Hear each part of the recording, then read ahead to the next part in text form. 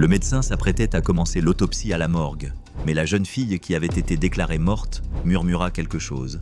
Effrayé par ces paroles, le médecin laissa tomber son scalpel et courut appeler la police. La lumière froide de la morgue clignotait et bourdonnait, tranchant le silence comme un couteau. C'était en début de soirée, lorsque le docteur Alonso Mena arriva, fatigué comme toujours. Il avait passé toute la journée à l'hôpital à s'occuper de rapports, de paperasse et de 2 corps difficiles. Il voulait juste finir rapidement et rentrer chez lui, mais lorsqu'il ouvrit la porte métallique de la chambre réfrigérée, quelque chose en lui s'arrêta. Sur la civière en acier recouverte d'un drap blanc se trouvait le corps qui venait d'arriver, une petite fille mince aux cheveux noirs collés à son front, encore humide. Elle avait environ 10 ou 11 ans, d'après le papier attaché à sa cheville. Le rapport était clair, insuffisance respiratoire, décès confirmé à 16h42, hôpital rural de Santa Rita, mais son nom n'y figurait pas. Il était seulement écrit « mineur non identifié ». Alonso s'approcha lentement, retira le drap et regarda pendant quelques secondes. Ce qu'il avait toujours essayé d'éviter arriva. Il le sentit vraiment, quelque chose d'étrange dans sa poitrine, une angoisse indéfinissable, car son visage, bien que pâle, ne semblait pas mort. Ses yeux fermés étaient plissés, comme s'ils essayaient encore de comprendre ce qui s'était passé. Sa bouche était entr'ouverte, comme si elle avait essayé d'appeler à l'aide, mais personne ne l'avait entendu. Il prit une profonde inspiration, ferma les yeux et secoua la tête comme pour chasser une mauvaise pensée, mais cela ne fonctionna pas. Cette image resta gravée dans son esprit. Ce n'était pas un corps comme les autres, ce n'était pas une routine. « Si jeune », murmura-t-il. Il saisit le dossier contenant le formulaire d'admission. Il y avait des erreurs. Il n'y avait pas le nom de la mère, du père ou d'une personne accompagnatrice, pas de numéro de téléphone, pas de note médicale autre que le rapport succinct et la signature. Il semblait brûlé, mais ce qui dérangeait vraiment Alonso, c'était la façon dont la fillette était allongée. Bien que son corps ne bougeait pas, il ne semblait pas détendu comme c'est normalement le cas après la mort. Ses petits bras étaient recroquevillés, ses mains serrées en petits poings. Elle avait des éraflures aux genoux et une petite marque violette sur le côté du front. Il déglutit, toucha le front de la fillette du bout des doigts. Il était froid, mais moins que la normale. Il toucha son bras, puis sa main, et resta silencieux pendant quelques secondes, essayant de comprendre. Il ressentit une légère douleur dans la poitrine, un malaise mêlant douleur, peur et un vieux souvenir qu'il essayait toujours d'oublier. « Que t'est-il arrivé, hein ?» murmura-t-il, sans attendre de réponse. La pièce devint encore plus froide et encore plus silencieuse. Il s'éloigna un peu, s'appuya sur la table et fixa du regard, essayant de se convaincre que ce n'était qu'un autre corps, que le rapport était correct, qu'il n'y avait rien d'étrange, mais il n'y parvint pas. Car même dans cette pièce où seuls ceux qui sont déjà partis entrent, cette fille semblait demander de l'aide. Il posa les instruments sur la table métallique, saisit délicatement le drap, positionna la lampe et se prépara à examiner le corps avant toute procédure. Il écarta doucement les cheveux de son visage, puis s'arrêta. Il toucha son bras gauche. La peau n'était pas aussi froide qu'il le pensait. Elle était chaude, un peu comme si la chaleur luttait pour ne pas s'échapper. Alonso retira rapidement sa main, effrayé par sa propre pensée, puis la toucha à nouveau, appuyant légèrement avec 2 doigts.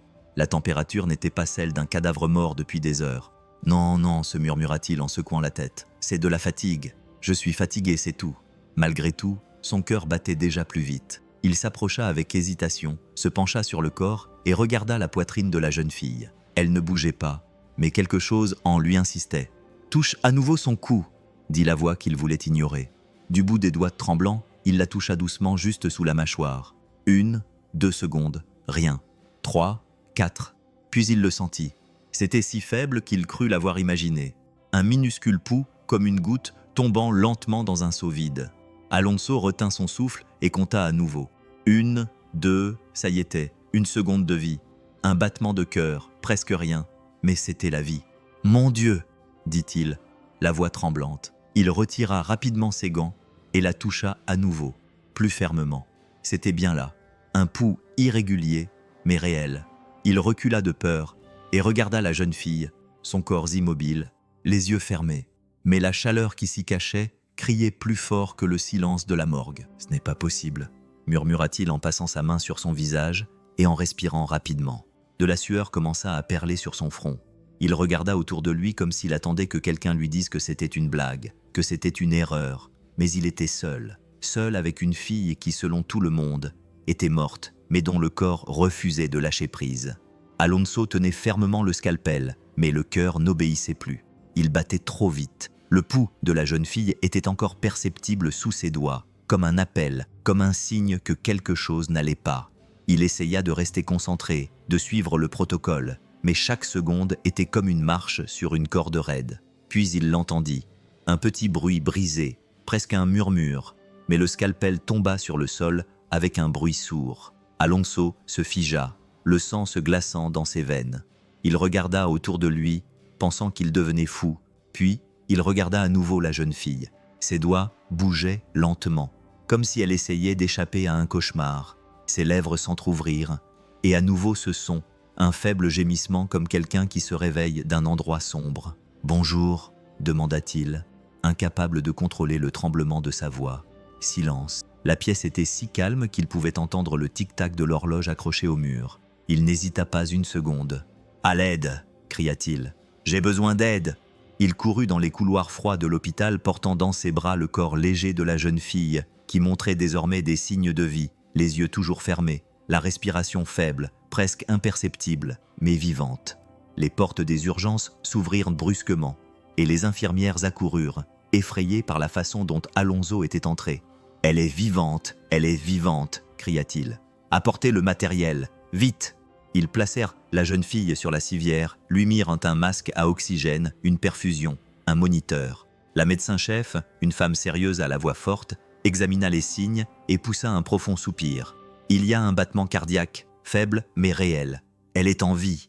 Alonso recula d'un pas, les jambes flageolantes. « Sans votre intervention aujourd'hui, » continua-t-elle en le regardant, « demain, elle serait vraiment morte. » Il s'appuya contre le mur, essayant de comprendre. Le scalpel résonnait encore dans sa tête, le bruit, les doigts qui bougeaient, le murmure, et maintenant cette phrase « mourir et être enterré ». Elle était à quelques minutes d'être oubliée, d'être enterrée comme tant d'autres sans nom, mais elle ne l'était pas parce qu'elle avait murmuré, parce que quelqu'un l'avait entendue, et parce que cette nuit-là, il n'avait pas ignoré le silence. Le lendemain, Alonso se rendit à l'hôpital rural où ils avaient délivré le certificat de décès de la jeune fille. L'endroit était petit, avec des couloirs étroits, des murs tachés par le temps et une réception silencieuse. Il arriva avec les papiers à la main, le cœur lourd et la tête pleine de questions. Il montra le certificat à la réceptionniste et demanda le dossier de la patiente. Elle tapa calmement, mais grimaça bientôt. « Il n'y a aucune trace, rien sur une fille ici. »« Impossible, » dit Alonso, déjà impatient. « Comment pouvez-vous déclarer la mort d'une fille sans un seul document ?» La femme haussa les épaules, mal à l'aise, et dit qu'elle allait appeler le responsable.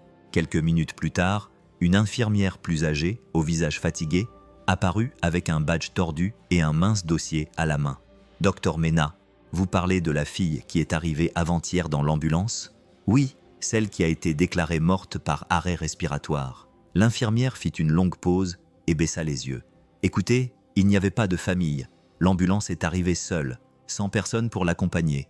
Juste la jeune fille inconsciente. On nous a dit par radio qu'elle avait été trouvée dans la rue. Un appel anonyme.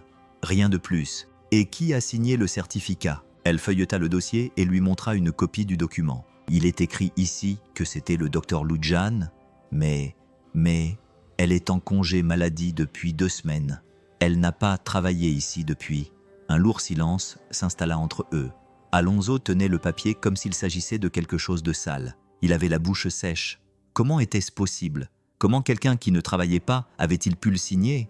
L'infirmière secoua simplement la tête. Elle ne savait pas comment l'expliquer. Elle dit que le papier était arrivé avec l'ambulance. Une infirmière de l'équipe précédente l'avait reçu et l'avait directement saisi dans le système sans rien vérifier. « Nous n'avons pas vérifié ses signes vitaux, » dit-elle doucement. Elle était pâle, apathique. Nous pensions qu'il était trop tard, mais nous n'avons pas vérifié. Nous n'avons pas écouté. Elle n'a pas répondu. Elle a juste serré les lèvres, honteuse, effrayée. Alonso a tout vu dans ses yeux. De retour à l'hôpital, Alonso conduisit lentement. Rien ne collait. La signature était celle de quelqu'un qui n'était même pas là. Il n'y avait ni dossier, ni famille. Une fille seule dans une ambulance, jetée comme un déchet, déclarée morte sans véritable examen. Comment cela avait-il pu arriver? Ce n'était pas seulement une erreur. C'était plus profond, plus laid.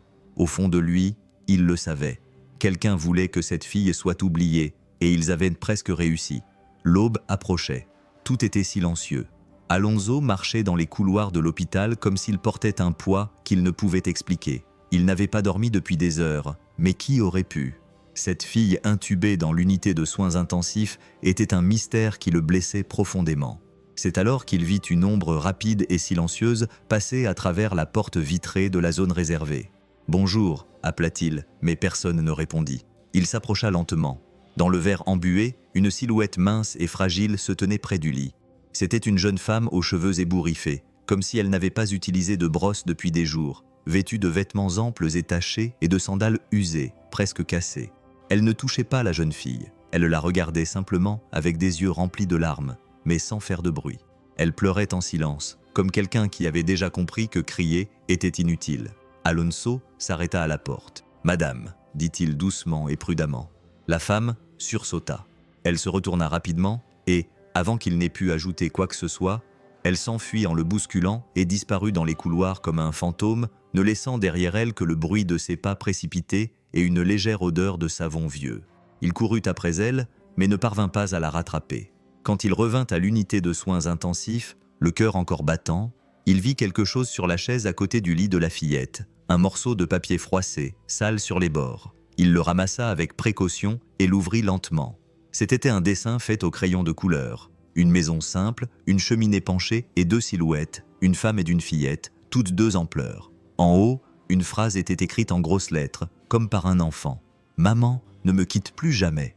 Alonso sentit une boule dans sa gorge. Il resta là, tenant ce morceau de papier comme s'il s'agissait de verre. Ses yeux se remplirent de larmes, car ce dessin en disait plus long que n'importe quel dossier, plus long que n'importe quel rapport. C'était la douleur de quelqu'un qui avait déjà été abandonné, qui avait déjà demandé à ne pas être abandonné, qui connaissait déjà l'abandon et qui était peut-être sur le point d'être abandonné à nouveau. Le lendemain, Alonso partit tôt, avant le lever du soleil. Il avait à peine dormi, passant la nuit avec ce dessin dans les mains, les traits enfantins, la phrase qui faisait mal. « Maman, ne me quitte plus jamais ». Il ne pouvait pas se le sortir de la tête. Il devait comprendre. Il avait besoin de voir de ses propres yeux l'endroit où tout avait commencé ou où tout avait failli finir. Il prit la voiture et se rendit à l'adresse de l'ambulance indiquée sur les papiers de l'hôpital. La rue était étroite, cachée entre deux vieux bâtiments au sol fissuré et à l'odeur forte d'ordures humides. Certaines fenêtres étaient condamnées, d'autres avaient des chiffons sales suspendus comme des rideaux. C'était un endroit dont personne ne se souciait. Il sortit lentement de la voiture, chaque pas lui semblant plus lourd que le précédent.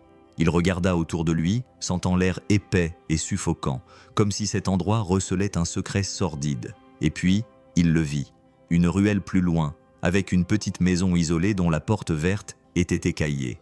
Le bois de l'entrée était cassé, comme si quelqu'un avait poussé fort. Alonso s'approcha. Le portail grinça lorsqu'il le poussa. « Bonjour, bonjour. Il y a quelqu'un » dit-il à voix basse. Silence. Dans la cour-salle, jonchée de jouets cassés et de morceaux de plastique, et juste à l'entrée de la maison, il vit des gouttes sombres sur le sol en ciment, du sang qui avait séché depuis longtemps, mais qui était toujours là, une trace. Son cœur se serra. Il entra prudemment. Le salon était petit, avec un fauteuil cassé, une vieille télévision par terre et une serviette suspendue à une corde à linge de fortune. Tout sentait l'humidité et la négligence. Les murs étaient rayés, le sol était couvert de poussière, mais il y avait quelque chose là, quelque chose qui appartenait à une petite fille. Une petite sandale, une poupée sans bras gisant près du fauteuil, un sac à dos d'école oublié dans un coin. « Mon Dieu !» murmura-t-il, la voix coincée dans la gorge. Chaque détail de cette maison racontait une histoire sans mots, une histoire de peur, de précipitation, de douleur, la porte cassée, le sang sur le sol, les jouets éparpillés, comme si quelqu'un était parti précipitamment, en fuyant. Mais en fuyant quoi? Alonso s'enfonça dans la maison, et chaque pas était comme traverser un cri silencieux. L'odeur d'humidité et d'abandon imprégnait les murs. Les fenêtres étaient fissurées, certaines recouvertes de vieux journaux. À l'intérieur, le silence était si pesant qu'il lui faisait mal aux oreilles. Le sol était couvert de traces, de papier déchiré, de vêtements jetés et de restes de nourriture séchée sur une assiette oubliée. Mais ce qui lui faisait le plus mal à voir, c'étaient les jouets. Il y avait une petite voiture bleue sans roue, un livre de coloriage aux pages déchirées et, dans un coin du salon, une poupée de chiffon dont le visage était griffé au feutre noir. Ce n'étaient pas les griffures d'un enfant, mais celles de la colère, de la haine. La bouche de la poupée était griffée jusqu'aux yeux, comme si quelqu'un voulait l'empêcher de parler ou de voir à jamais. Alonso s'est penché, a touché la poupée et a senti le tissu déchiré. Il a pris une profonde inspiration et son estomac s'est retourné.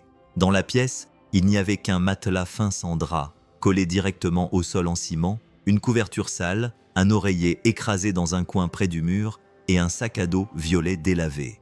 Il s'en est approché. Un petit porte-clés y était accroché et le nom Maria B était brodé sur un côté. Alonso s'est penché avec précaution et a ouvert la fermeture éclair du sac à dos. À l'intérieur se trouvaient de vieux cahiers, des crayons cassés, une trousse déchirée et, au fond, un cahier d'école comme ceux que les enseignants utilisent pour envoyer des messages. La couverture était bleue, avec de petits dessins d'étoiles, et au centre, une fois de plus, le nom Maria Belin. Il l'ouvrit.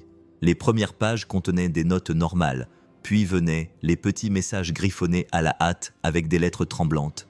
Il crie « J'ai peur, je ne veux pas retourner dans cette maison, ma mère pleure tous les soirs ». Alonso ferma les yeux et resta là, tenant ce cahier comme s'il s'agissait d'un cri étouffé. Sa respiration devint haletante, sa poitrine se serra.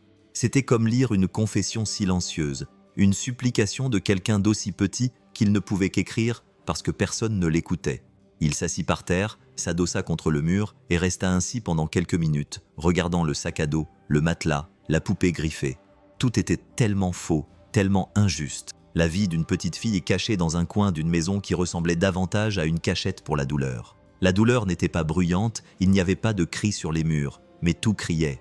C'était la maison des cris silencieux, et maintenant il le savait et ne pouvait plus faire semblant de l'ignorer. Alonso arriva à l'école qui figurait dans les cahiers en milieu de matinée.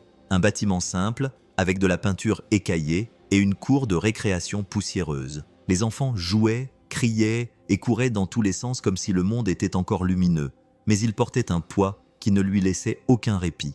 Il montra son badge au bureau et expliqua qu'il était médecin et qu'il avait besoin de parler à un enseignant qui connaissait Maria Belin. « Ah, Maria », dit la réceptionniste en baissant la voix. « Salle 2, parlez à l'enseignante Rosa. » Le couloir était long, avec des dessins colorés collés sur les murs et le bruit des crayons grattant le papier.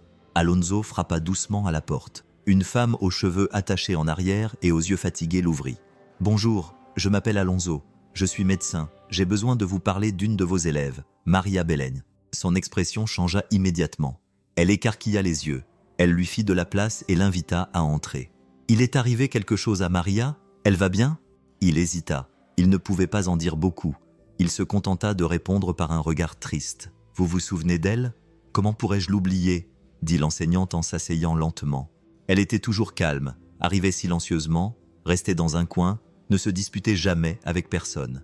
Mais elle s'arrêta, prit un morceau de papier au hasard sur la table et commença à le plier entre ses doigts, comme si elle cherchait du courage dans ce geste. Mais elle arrivait toujours avec des ecchymoses sur le visage, les bras et le dos. Je lui en parlais souvent, et elle baissait les yeux et disait qu'elle était tombée. Elle tombait presque tous les jours. Nous l'avons signalé, oui, nous en avons parlé plus d'une fois à l'administration. Ils ont dit qu'ils essaieraient de contacter la famille, mais personne n'est venu. Sa mère venait de temps en temps, mais elle semblait aussi effrayée qu'elle. Ses yeux étaient ceux de quelqu'un qui a déjà beaucoup souffert dans la vie et pas seulement avec ses mains. Alonso écoutait en silence chaque mot prononcé par l'enseignante. Ajoutant à ce qu'il savait déjà, le puzzle prenait forme et l'image qui apparaissait faisait beaucoup de mal. Maria écrivait des choses dans ses dessins. L'enseignante poursuivit. Elle ne se contentait pas de les colorier. Elle y laissait de petits messages cachés. Une fois, elle a dessiné une maison en feu avec une fille enfermée à l'intérieur. En bas, il était écrit « Je veux sortir ». L'enseignante fit une pause, les yeux remplis de larmes. « J'ai essayé de l'aider, docteur. Je vous jure que j'ai essayé, mais on n'est qu'une enseignante. Il y a une limite à ce que l'on peut faire quand personne n'écoute. » Alonso agrippa fermement le bord de la chaise, la poitrine serrée. Il avait l'impression d'entendre un vieux cri étouffé depuis des années, et que ce n'était que maintenant que quelqu'un s'était arrêté pour l'écouter. « Merci, madame, » dit-il à voix basse. « J'avais juste besoin de comprendre qui elle était avant tout cela. Et à ce moment-là, tout est devenu clair. Maria n'était pas seulement une fille battue, c'était une fille qui essayait de demander de l'aide avec les quelques moyens dont elle disposait. Des dessins, le silence, des regards. Et personne ne l'a écoutée à temps, presque personne. Il était trop tard lorsque la lumière commença à décliner, à travers les fenêtres de l'hôpital. Alonso était assis dans la salle d'accueil, fatigué, relisant ses notes, essayant de rassembler tout ce qu'il savait jusqu'à présent. Puis, il l'a senti, cette présence qui apporte la douleur, avant même qu'un seul mot ne soit prononcé. C'était elle, la femme au regard brisé. Mais cette fois, quelque chose avait changé. Ses pas étaient lents, mais assurés, ses yeux toujours rouges, mais pas ternes. Elle portait les mêmes vêtements sales que la dernière fois, mais il y avait une sorte de courage dans chacun de ses mouvements, comme si quelque chose en elle s'était réveillé. Elle se tint devant lui, le regarda dans les yeux et, la voix brisée, dit « Je m'appelle Lucia, je suis la mère de Maria ». Alonso ne dit rien, se leva simplement, la gorge serrée. C'était comme si le dessin de la fillette prenait vie devant lui. Lucia s'assit, les mains tremblantes sur ses genoux, puis, sans qu'il lui demande quoi que ce soit, elle se mit à parler. « Je la croyais morte », dit-elle, et sa voix se brisa en un sanglot sec. « Ils m'ont forcé à l'abandonner ». Elle fit une pause, prit une profonde inspiration et continua entre deux sanglots. « Mon frère, il vit avec moi depuis la mort de mes parents. La maison leur appartenait. Je l'ai hérité aussi, mais il boit, et quand il boit, il change. Il nous crie dessus, il me frappe, il la frappe. » Alonso écoutait en silence, chaque mot lui transperçant le cœur. J'ai essayé de partir. Un jour, j'ai pris Maria et nous sommes allés dormir dans une maison abandonnée. Nous mangions du pain rassis, mais nous n'avions nulle part où aller. Personne ne voulait nous aider et j'ai dû revenir. Je pensais qu'il changerait. Je voulais juste que Maria ait un toit au-dessus de sa tête. Elle tremblait. Ses doigts étaient crispés, comme si elle essayait de retenir sa culpabilité. Ce jour-là, il est rentré ivre, en criant. Il a cassé des choses. J'ai pris Maria et nous nous sommes enfuis. Elle n'en pouvait plus. Elle est tombée dans la rue et s'est évanouie. Mon frère avait peur. Il disait que c'était sa faute. Il voulait tout cacher. Il m'a dit de me taire, que si je parlais, ce serait pire. Alonso a fermé les yeux. La boule dans sa gorge l'empêchait presque de respirer. Lucia pleurait maintenant, le visage dans les mains, de grosses larmes coulant de ses yeux. Je ne voulais pas la quitter. Je ne voulais pas. Il s'est approché, s'est assis à côté d'elle et lui a dit calmement « Lucia, elle est en vie. Elle se bat, mais elle a besoin de toi. » Elle a levé le visage, les yeux effrayés, une petite lueur au milieu du désespoir. « Elle est en vie, oui, et maintenant tu dois te battre pour elle aussi. » Lucia l'a ressenti lentement, et là, au milieu de cet hôpital, au milieu du chaos de la vie, une femme brisée a commencé à se reconstruire. Ce n'était pas de la force, c'était de l'amour, de la peur, de la culpabilité, tout cela à la fois. Mais c'était aussi du courage, le plus difficile de tous, le courage de revenir, d'affronter ce qu'elle avait évité pendant si longtemps, le courage d'être mère même après la peur, après l'histoire de Lucia. Alonso passa la nuit éveillé. Quelque chose ne collait toujours pas, quelque chose de lourd était caché, et il savait où chercher dans l'hôpital même. Le lendemain matin, il se rendit directement au service administratif et demanda à avoir accès à l'intégralité du dossier médical de la jeune fille. Date, nom, heure, tout. Il ne voulait pas de suppositions, il voulait des preuves. Il passa des heures à examiner les fichiers du système, les tableurs, les horaires, les rapports numériques. Lorsqu'il trouva le dossier du médecin supposé avoir signé le certificat, quelque chose attira son attention. Selon le document, le docteur Lujan était de garde le jour où la jeune fille a été déclarée morte. Mais Alonso avait déjà entendu un autre nom dans cet hôpital rural, un nom qui n'apparaissait pas là. Il a consulté les registres internes des congés médicaux, et voilà, le docteur Lujan avait demandé un congé 2 semaines avant la date du décès. Comment quelqu'un qui ne travaillait pas pouvait-il signer un certificat de décès? Il s'est rendu à l'administration de l'hôpital et a demandé une explication. Personne ne savait, ou faisait semblant de ne pas savoir. L'un a dit que la signature avait pu être préapprouvée, un autre que le système était ancien, mais la vérité était simple. Le certificat avait été falsifié. Alonso est allé plus loin et a enquêté sur les antécédents du médecin, puis il a trouvé le lien. Le docteur Lujan était la petite amie de l'homme que Lucia avait identifié comme son agresseur depuis plus de 2 ans. Son propre frère avait des photos des deux sur les réseaux sociaux, des événements auxquels ils avaient assisté ensemble, et même des commentaires affectueux entre eux. Alonso sentit un frisson lui parcourir l'échine. Le même homme qui avait terrorisé sa sœur avait une médecin à ses côtés, une professionnelle qui, au lieu de le protéger, avait utilisé sa signature pour cacher la vérité. Et maintenant, elle avait disparu. L'administration a déclaré qu'elle était partie en voyage. D'autres ont dit qu'ils ne l'avaient pas vu depuis plusieurs jours. Son téléphone portable était éteint et, selon ses voisins, la maison où elle vivait était vide depuis la semaine dernière. Alonso quitta l'hôpital les mains tremblantes, un sentiment d'impuissance dans la poitrine, mais aussi la certitude qu'il ne s'agissait pas d'une simple erreur, mais d'un crime, et que quelqu'un devait en répondre, car lorsqu'un hôpital reste silencieux, la douleur devient une habitude, et l'injustice est récompensée. Il leva les yeux vers le ciel nuageux et sentit le vent sur son visage. Cette fille ne pouvait pas être une parmi tant d'autres. Alonso se retrouva seul dans la salle de repos de l'hôpital, assis sur un banc en bois qui craquait à chaque mouvement. La lumière était tamisée, les fenêtres fermées, et le bruit lointain des moniteurs de l'unité de soins intensifs remplissait l'air comme pour rappeler que la jeune fille se battait toujours. Il avait les yeux baissés et la tête lourde lorsque Lucia entra lentement, le pas encore incertain, mais le regard alerte. Elle resta debout près de la porte, sans rien dire. « Tu peux entrer », murmura-t-il sans lever les yeux. Elle s'approcha et s'assit en silence sur la chaise à côté de lui. Ils restèrent ainsi pendant quelques minutes, deux étrangers partageant une douleur qui n'avait toujours pas de nom, jusqu'à ce qu'elle prenne la parole. « Tu as tant fait pour ma fille. Personne n'a jamais fait autant pour nous. » Alonso prit une profonde inspiration et sentit sa gorge se serrer. Il voulait répondre, mais les mots étaient loin. « Ce n'est pas seulement pour elle, » dit-il doucement, la voix rauque. « C'est parce qu'il y a 5 ans, j'ai aussi perdu une fille. » Lucia tourna lentement la tête, surprise. Elle avait 15 ans. Elle s'appelait Sofia, un ange intelligent et curieux. Il marqua une pause, les yeux déjà brillants. Un jour, nous sommes allés dans une ferme pendant les vacances. Nous étions près d'une rivière. Elle voulait se baigner. J'ai dit oui. Elle savait nager. Mais un courant rapide est arrivé et je n'ai pas pu l'atteindre. Et si d'Égypte a dit, il y eut un silence. Sa main tremblait. Ces quelques minutes durèrent une éternité.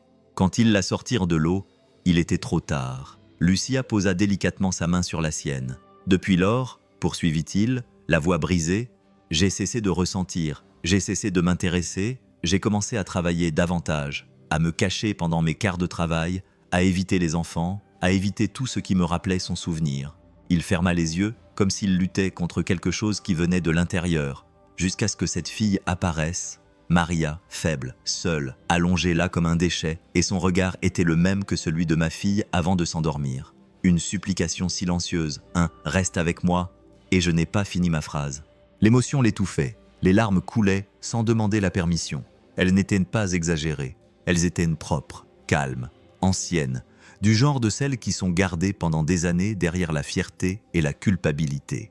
Lucia lui serra la main, pour qu'il ne soit pas le seul à revenir à la vie. Alonso la regarda avec les yeux remplis de larmes. Un sourire triste et magnifique s'échappa de son visage. Maria réveille en moi quelque chose que je croyais mort avec ma fille. Et là, dans cette chambre d'hôpital silencieuse, entre deux cœurs blessés, quelque chose a changé. Ce n'était pas seulement la lutte pour un enfant, c'était aussi des retrouvailles avec ce qui avait été perdu dans le temps. Ils ont parlé pendant plus d'1 heure avant de quitter la chambre. Le lendemain, Lucia a disparu. C'était une matinée comme les autres. Une de ces matinées où l'hôpital semblait fonctionner en pilote automatique. Des infirmières qui allaient et venaient, des alarmes discrètes qui sonnaient dans les chambres, des médecins aux yeux fatigués. Mais lorsque Alonso passa devant la salle familiale, quelque chose lui sembla étrange.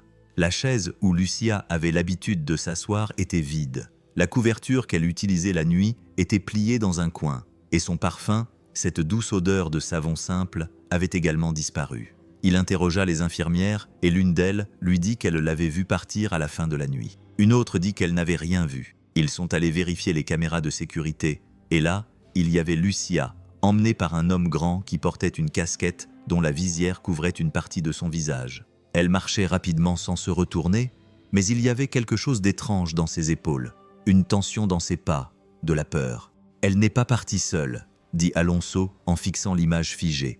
Le même jour, la fillette se réveilla. Alonso était assis à côté du lit, les lumières de l'unité de soins intensifs étaient tamisées, les moniteurs silencieux. Puis, dans un murmure si doux qu'il semblait irréel, il entendit « Où est maman ?» Il se leva immédiatement, le cœur battant à tout rompre. Ses yeux étaient ouverts, petits et fatigués, mais vivants, vivants, vivants. « Maria !» murmura-t-il, presque incrédule, « tu es réveillée !» Elle essaya de bouger la tête, mais elle était trop faible. Ses yeux cherchaient anxieusement. Sa voix était faible et rauque, comme si ses cordes vocales étaient endommagées. « Maman ». Alonso lui prit la main et la serra fort. Il sentit sa fragilité, sa chaleur. Il voulait dire tant de choses, mais une seule phrase sortit. « Je te promets que je la trouverai ». La jeune fille ferma à nouveau les yeux, mais elle ne s'endormit pas. Elle laissa simplement une larme couler du coin de son œil. Sa main ne lâcha pas la sienne. Alonso resta là, immobile, les yeux remplis de larmes, car à ce moment-là, il n'était plus seulement un médecin, plus seulement quelqu'un qui s'occupait d'un corps. Il était désormais le dernier lien entre cette fille et la seule personne qu'elle aimait au monde. Alonso retourna dans cette maison comme s'il retournait dans un lieu hanté.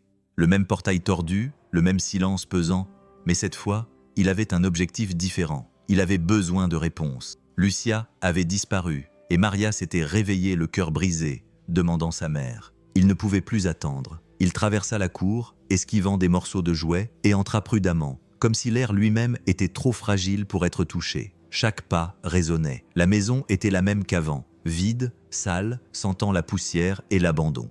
Il se rendit dans la chambre, regarda à nouveau le sac à dos, vérifia les tiroirs, rien de nouveau, jusqu'à ce qu'il aperçoive dans un coin de l'étagère cassée un petit objet couvert de poussière, une boîte à musique. Elle était simple, rose, avec des autocollants décolorés. Lorsqu'il l'ouvrit, il entendit une mélodie douce et lente, comme si l'enfance vivait encore à l'intérieur, même si elle était blessée. Mais Alonso remarqua quelque chose d'étrange. Le fond de la boîte sonnait creux, comme s'il cachait quelque chose. Il l'ouvrit délicatement. Le bois craqua et un morceau se détacha. À l'intérieur, enveloppé dans un vieux chiffon, se trouvait une petite puce mémoire. Son cœur se mit à battre à toute vitesse. Il se leva et retourna à l'hôpital sans dire un mot. Il demanda un ordinateur à l'équipe technique, inséra la puce et les vidéos apparurent, une par une. Dans la première, Maria était assise par terre, le dos contre le mur, pleurant doucement. En arrière-plan, une voix masculine criait des injures, traitant la jeune fille de tous les noms et lui disant de se taire. Dans une autre vidéo, la même voix menaçait « Si tu dis quoi que ce soit, tu ne sortiras pas de cette maison ». La caméra tremblait. Il était clair que quelqu'un avait caché son téléphone portable pour enregistrer. Dans l'une des dernières vidéos, Lucia apparaissait effrayée, essayant de calmer l'homme. Elle disait qu'il était ivre et lui demandait de laisser la jeune fille tranquille. Il la poussa contre le mur. Maria hurla. Alonso ferma l'ordinateur portable, la main tremblante. Les images étaient gravées dans son esprit. C'était plus que de la violence, c'était une preuve, c'était un cri. C'était ce dont il avait besoin pour nommer sa peur. Il regarda le plafond, retenant ses larmes. Maria avait caché cela toute seule, effrayée, souffrante, mais espérant toujours que quelqu'un le trouverait un jour. Et maintenant, quelqu'un l'avait trouvé. Désormais, personne ne pouvait plus prétendre ne pas savoir. Il l'avait vu. Le lendemain, Alonso se rendit au bureau du procureur, la puce serrée dans sa main comme quelqu'un qui porterait son cœur hors de sa poitrine. Il entra avec détermination, passa la réception et monta les escaliers sans regarder personne. Lorsqu'il arriva au bureau du procureur, il ne demanda pas la permission, il posa simplement la puce sur la table. « Voici tout », dit-il fermement. « C'est la preuve, c'est la douleur, c'est la vérité. » Le procureur regarda les vidéos en silence, sans dire un mot. Seul le son de la boîte à musique jouant en arrière-plan et les cris dans la vidéo se faisant entendre. Lorsqu'il eut terminé, il ferma lentement l'ordinateur et dit simplement « Nous allons agir ». La nuit même, la police encercla le quartier. Dans un bar voisin, l'homme était là, ivre et en sueur, comme si le monde avait pris fin. Il n'a pas résisté, ni crié. Il a simplement regardé le sol. Lorsque la police lui a dit que Maria était en vie, il s'est effondré, s'est passé les mains sur le visage et a murmuré « Je pensais qu'elle était morte, que j'avais… » Mais il n'a pas fini sa phrase. Ce n'était pas du regret, c'était de la peur, du soulagement de ne pas l'avoir tuée, peut-être, mais il n'était pas innocent. Il savait ce qu'il avait fait, et maintenant, il ne pouvait plus se cacher. Il a été arrêté, coupable d'agression, de menaces, d'enlèvement et d'abandon d'enfants. Son nom était dans les journaux, mais ce qui pesait le plus lourd, c'était la vérité qui avait désormais un nom et un visage. Maria. La médecin a également été retrouvée. Elle a essayé de tout nier, affirmant qu'elle ne savait rien de la vidéo, qu'elle voulait seulement aider son petit ami. Mais sa signature était là, le mensonge était là, et maintenant la justice était là aussi. Lucia a été retrouvée quelques heures plus tard lorsque son frère a tout raconté dans un entrepôt isolé à la campagne. Elle était allongée là, faible, le visage enflé et les côtes cassées, mais vivante. Lorsque la police l'a trouvée, elle n'a murmuré qu'une seule chose. Maria va bien. Alonso a appris la nouvelle à l'hôpital. Ses jambes ont fléchi, il s'est agrippé au mur et a pleuré seul dans le couloir, mais pour la première fois, c'était un cri de soulagement, car maintenant, après tant de silence, tant de douleur, tant d'attente, la justice était arrivée. Et même si elle était arrivée tardivement, elle était arrivée comme elle devait le faire, avec une voix, avec de la force, avec un nom, avec la vérité. La chambre était petite, elle sentait l'alcool et les fleurs fanées. Alonso était près du lit, attendant. Maria était assise, regardant vers la porte. Ses cheveux étaient attachés en une queue de cheval fragile, et elle respirait encore lentement. Ses yeux semblaient plus grands, comme si le temps avait grandi en eux. Le bruit de la poignée de porte tournant était presque inaudible. Lucia entra à pas courts et prudents, le visage encore enflé, les bras couverts de bleu, un bandage sur le côté gauche. Elle marchait lentement, comme si elle traversait un rêve qui pouvait prendre fin à tout moment. Lorsqu'elle vit sa fille, elle s'arrêta. Maria ne parla pas plus qu'elle, pendant une seconde. Le monde devint silencieux. Les machines de l'hôpital disparurent, le temps s'arrêta. Puis Maria sortit du lit avec effort, ses pieds touchant le sol, fragile, et elle fit un pas, 2, 3. Lucia tomba à genoux avant que sa fille ne l'atteigne. « Pardonne-moi » murmura-t-elle, mais les mots ne sortiront pas. Maria serra sa mère dans ses bras, leurs deux petits corps blessés et brisés s'accrochant l'un à l'autre comme s'ils essayaient de se reconstituer. La jeune fille pleura sans faire de bruit, seulement des larmes. Lucia tremblait, serrant ses bras comme si elle avait peur que le monde ne l'emporte à nouveau. Elle ne dit rien, ce n'était pas nécessaire. Cette étreinte disait tout. Elle exprimait la tristesse, la peur, la douleur qui imprégnait encore les murs de cette maison la nuit où elles avaient failli se perdre à jamais, le miracle d'être encore en vie. Alonso se tenait au coin de la rue, observant en silence, les yeux remplis de larmes, le cœur serré, car à ce moment-là, il voyait deux âmes brisées se reconnaître, et il voyait que malgré tout, malgré la terreur de la violence, de toute l'injustice, l'amour existait toujours. Et il était fort, assez fort pour les maintenir debout, même s'il tremblait, car parfois, une étreinte suffit, une étreinte qui guérit ce que le monde a tenté de briser. Sur le papier, ce n'était qu'un formulaire, une feuille remplie d'espaces à remplir. Nom, date, numéro d'identité, relation. Mais entre les mains d'Alonso, il tremblait comme s'il pesait plus lourd qu'il ne le devrait. Il était assis dans une salle d'audience froide, qui sentait le café rassis et l'encre d'imprimante. Maria était à côté de lui, vêtue d'un pull emprunté, balançant ses jambes sous la chaise. Elle regardait tout avec curiosité, mais lui serrait la main avec force. Sa présence était encore le seul endroit sûr qu'elle connaissait. Le juge était un homme calme, avec des lunettes de travers et un regard sage. Il prit le dossier, jeta un coup d'œil au papier et lut la demande de l'hôpital. « Vous inscrivez Maria Belén comme personne à charge pour l'assurance maladie. C'est bien cela ?»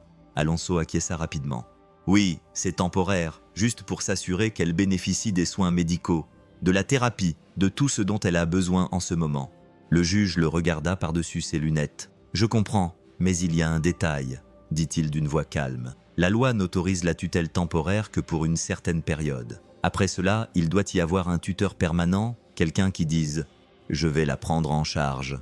Il fit une longue pause. « Docteur Alonso, acceptez-vous d'être le tuteur légal de cette fille ?» Le silence envahit la pièce comme un écho. Maria le regarda. Elle ne dit rien. Elle se contenta de le regarder, et dans ce regard se lisait toute la peur d'être à nouveau abandonnée, le souvenir de l'abandon, le désir caché d'appartenir à quelqu'un, d'être à quelqu'un. Alonso ne répondit pas avec des mots. Il se tourna légèrement sur sa chaise et prit Maria dans ses bras comme il l'avait fait avec sa fille il y a de nombreuses années. Il la serra fort dans ses bras, et la fillette posa son visage contre sa poitrine et ferma les yeux. Elle resta là. Le juge ne dit rien de plus, il se contenta de signer, car ce geste était la réponse. Il n'y avait pas de déclaration plus vraie que cette étreinte, et à ce moment-là, Maria n'était plus seulement une fillette sauvée de la mort. Elle était quelqu'un avec un prénom, un nom de famille, et avec quelqu'un qui allait enfin rester. La campagne était calme, il n'y avait pas de sirène, pas de couloir, pas d'horloge qui faisait du bruit, juste le bruit du vent qui agitait les feuilles, l'odeur de la terre humide et le grand ciel bleu. Alonso avait les mains sales de terre, agenouillé devant une rangée de fleurs nouvellement plantées, des roses jaunes comme celles que Sofia aimait. Il passa délicatement ses doigts sur les pétales, puis essuya la sueur de son visage avec la manche de sa chemise. Là, loin de la ville, le temps passait lentement, et c'était très bien ainsi. Il demanda à quitter l'hôpital. Il prit cette décision sans crainte, car il savait désormais ce qu'il voulait, s'occuper de la vie, pas de la mort. Il alla vivre dans un petit ranch emprunté avec Lucia et Maria, 3 cœurs blessés qui tentaient de repartir à zéro. Les journées étaient simples. Lucia cuisinait tranquillement. Maria courait parmi les arbres, les cheveux au vent. Parfois, elle grimpait sur un rocher et restait là à regarder l'horizon comme si elle surveillait l'avenir. Alonso semait des graines et s'occupait du jardin. Il apprenait à faire du pain, et quand il riait, le son était doux, comme quelqu'un qui avait réappris à respirer. Le soir, ils dînaient ensemble sous la lumière jaune du porche. Il n'y avait pas de luxe, mais il y avait la paix. Et pour quelqu'un qui avait vu le monde lui échapper, la paix est un miracle. Là, au milieu de nulle part, le cœur d'Alonso, qui n'était autrefois qu'un silence fatigué et froid, battait désormais différemment, d'un battement vivant, le battement de cœur de quelqu'un qui n'abandonne plus. Le chemin de terre menait au petit cimetière entouré d'arbres bas et d'un silence qui n'était plus pesant. Alonso conduisait lentement. Maria était assise sur le siège passager, tenant une fleur dans ses mains, une marguerite blanche coupée dans son jardin le matin même. C'était simple, mais plein de sens. Elle n'avait même pas besoin d'expliquer. Elle avait simplement dit « Je veux apporter quelque chose de beau ». Quand ils arrivèrent, Alonso sortit le premier, lui ouvrit la porte et lui prit la main avec précaution. Ils marchèrent côte à côte parmi les vieilles tombes, les feuilles sèches craquant sous leurs pieds. Le ciel était gris, mais il ne semblait pas qu'il allait pleuvoir. C'était l'une de ces journées calmes qui imposent le respect. Ils s'arrêtèrent devant une croix en bois clair sur laquelle était gravé un nom en petites lettres. Sofia Mena, 2003-2018. Alonso prit une profonde inspiration et resta silencieux pendant quelques secondes. Ses yeux ne pleuraient plus, mais ils n'étaient pas secs non plus. Ils étaient remplis de tout ce qui ne pouvait être dit.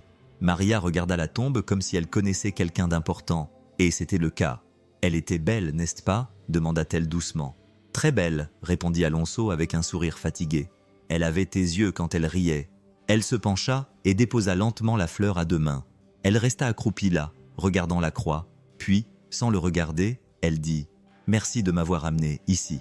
Alonso s'accroupit à côté d'elle, regarda devant lui, puis se tourna vers elle et dit d'une voix tremblante « Je te présente ton âme sœur ». Maria le regarda avec surprise et ne dit rien, se contentant de poser sa tête sur son épaule. Ils restèrent ainsi pendant un moment que personne ne mesura.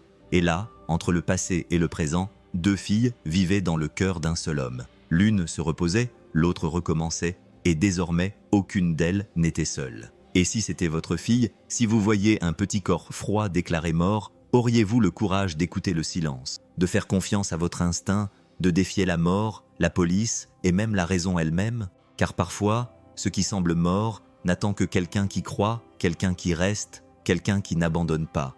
Alonso a cru, Lucia a résisté et Maria a survécu.